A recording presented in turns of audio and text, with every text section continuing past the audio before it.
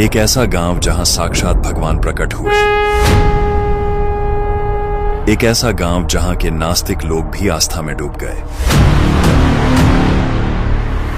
चमत्कार ने बदलती गांव के लोगों की सोच और उमड़ पड़ा भक्तों का सैलाब।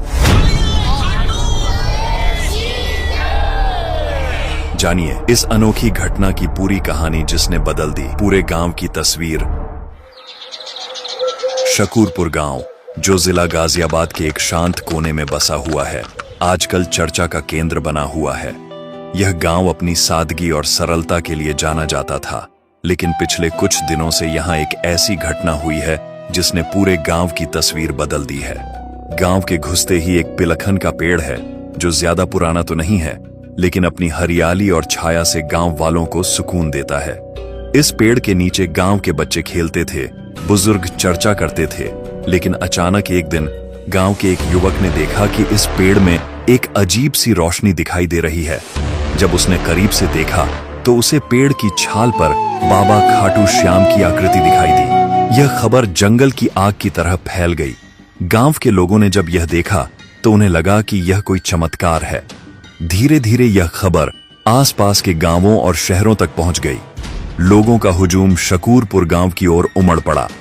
हर कोई इस चमत्कार को अपनी आंखों से देखना चाहता था।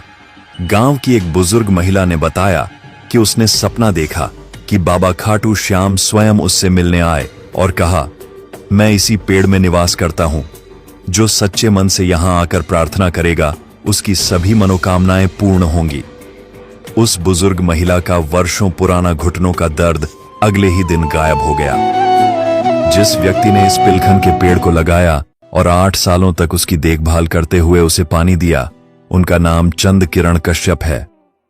वे काफी समय से गंभीर बीमारियों से जूझ रहे थे, लेकिन जैसे ही पेड़ पर बाबा खाटू श्याम की दिव्य छवि प्रकट हुई, चमत्कारिक रूप से उनकी सभी बीमारियां भी दूर हो गईं।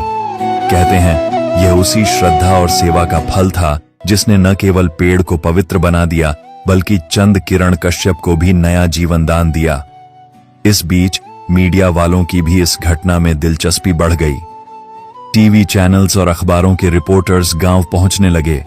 उन्होंने इस चमत्कार और रहस्यमय घटनाओं की खबरें देश भर में फैला दी। कुछ रिपोर्टर्स ने इसे ईश्वरीय चमत्कार बताया, तो कुछ ने इसे एक रहस्यमयी घटना करार दिया। अब हर दिन सुबह से ही भक्तों की कतार लगनी शुरू हो जाती है। लोग फूल, मालाएं और प्रसाद लेकर आते हैं। बाबा खाटू श्याम की आरती होती है और भक्ति के गीत गूंजते हैं। गांव के हर व्यक्ति